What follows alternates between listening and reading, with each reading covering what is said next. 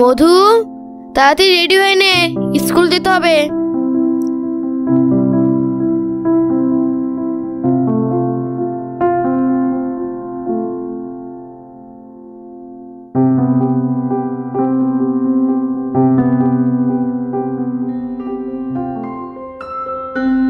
এখন সকালে স্কুল, তোকে বের করে দিয়ে আবার আমাকে বেরোতে হবে।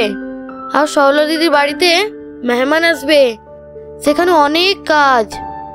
মা, আমি তো ভোরে ভাত খেয়েছি, আজকে আমি রোজা করব। না না মধু, তোকে রোজা করতে হবে না, তুই ছোট, তোর শরীর খারাপ করবে। যা দিন পড়েছে। মা, আজকে তো 4টে রোজা হয়ে গেল, আমাদের একদিন পায়েস রান্না করো না। ঠিক আছে মধু, আজকে দিদিকে বলবো এই মাসে আগাম বেতনে টাকাটা দিতে, দিলে পায়েসে চাল কিনে আনবো। ঠিক আছে মা, আমি গেলাম।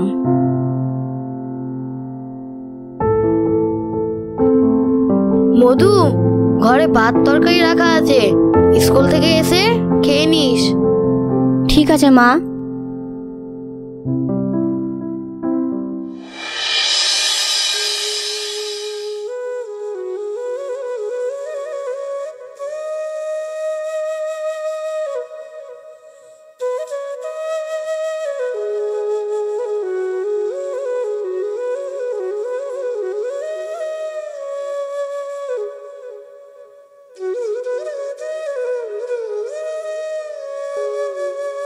ও পরিমণি, কোথায় যাচ্ছিস?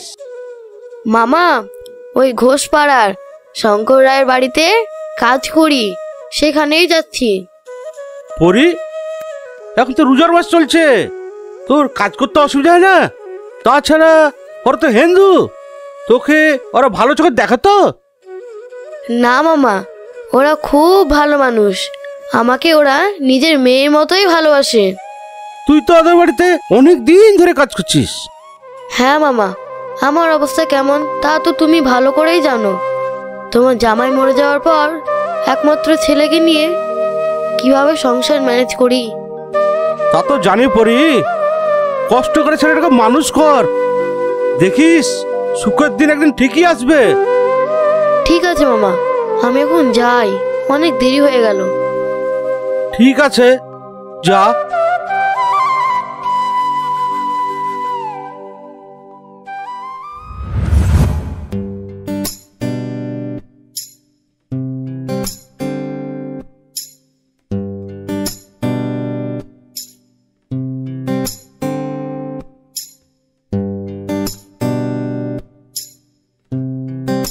পড়ি এসেছিস? আমি তোর কথাই ভাবছিলাম, তুই রোজা রেখেছিস? হ্যাঁ দিদি। ঠিক আছে, রান্নাঘরে যে বাসনগুলো পরিষ্কার কর। ঠিক আছে দিদি।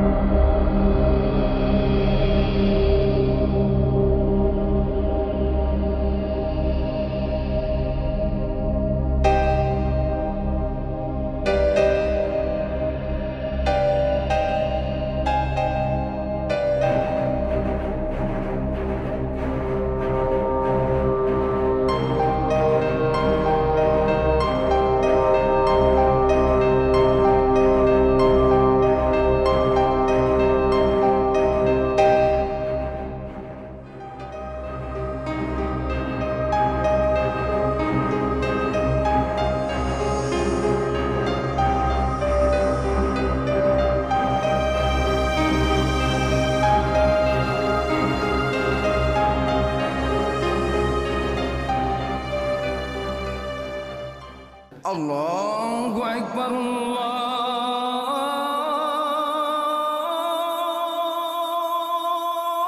আল্লাহু আকবার।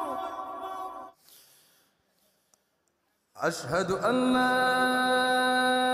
ইলাহা ইল্লাল্লাহ। পড়ি, ঝাঁটাটা আমায় দে, আজান হয়ে গেল, তুই নমাজটা পড়ে আয়, আমি উঠোনটা ঝাড় দিয়ে দিচ্ছি।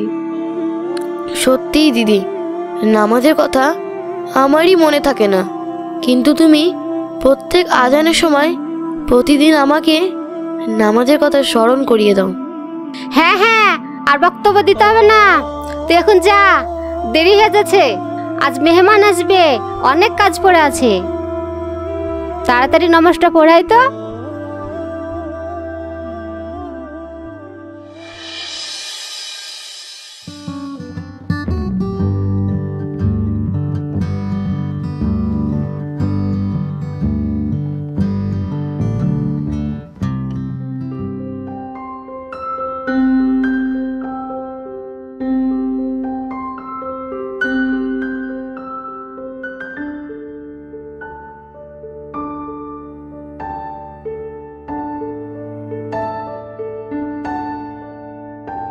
সরলা দিদি, কিছু বলবি পড়ি?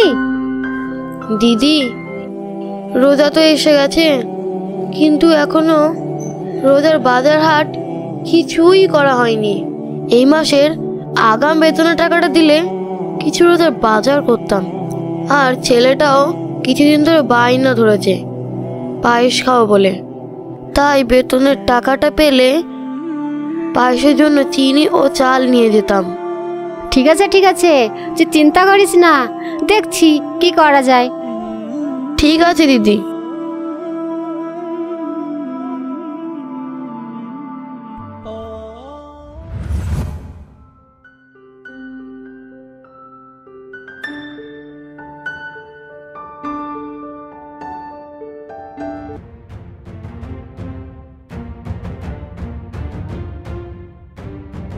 মা, ও মা।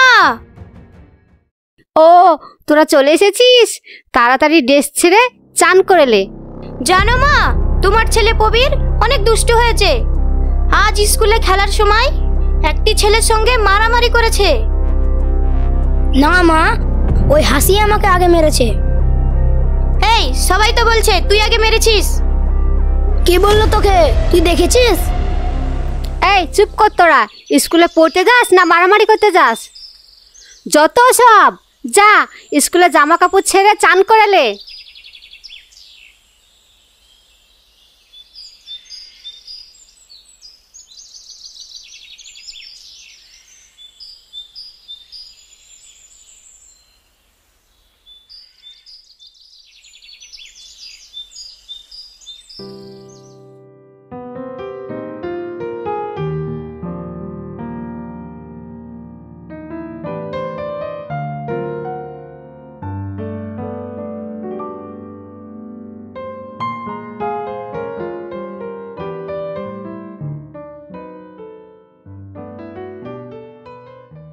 আল্লাহু আকবার,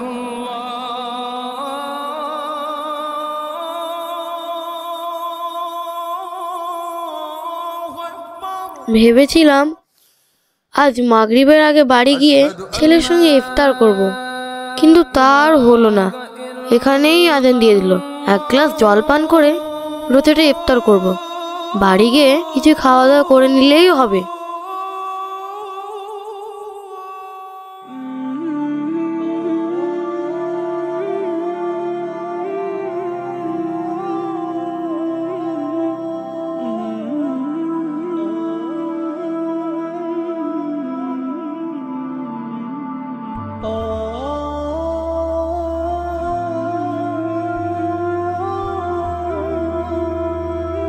পড়ি, এদিকে আয়।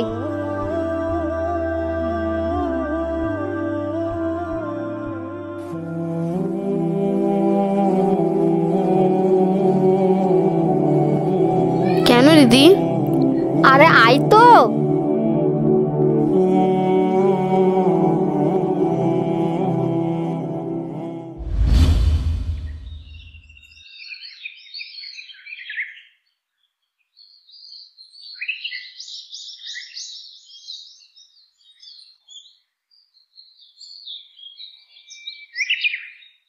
কিরে মধু, তোর মা এখনো বাড়ি আসেনি?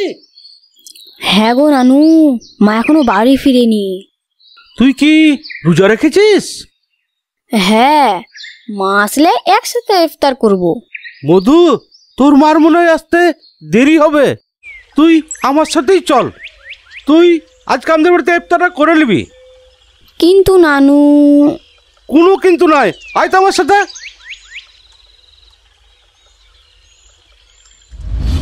দিদি, এত খাবার কার জন্য? কার জন্য আব্বা? তোর জন্য। তুই না রোজা আছিস, তাই ইফতারের আয়োজন করলাম।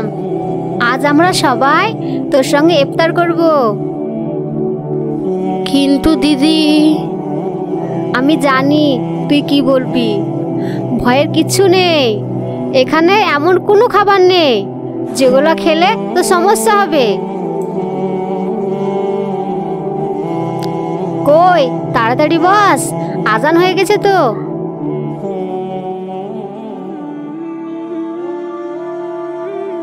ঠিক আছে দিদি, বসছি।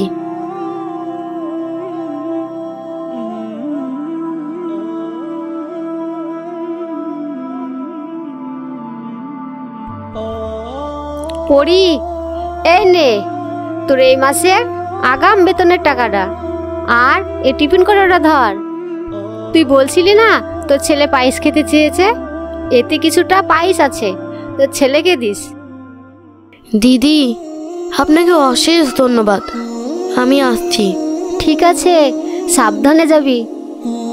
হ্যালো বন্ধুরা, আসুন এই রমজান মাসে আমরা সমস্ত ভেদাভেদ ভুলে একে অপরের পাশে দাঁড়াই, একে অপরকে মানুষ হিসাবে ভালোবাসি।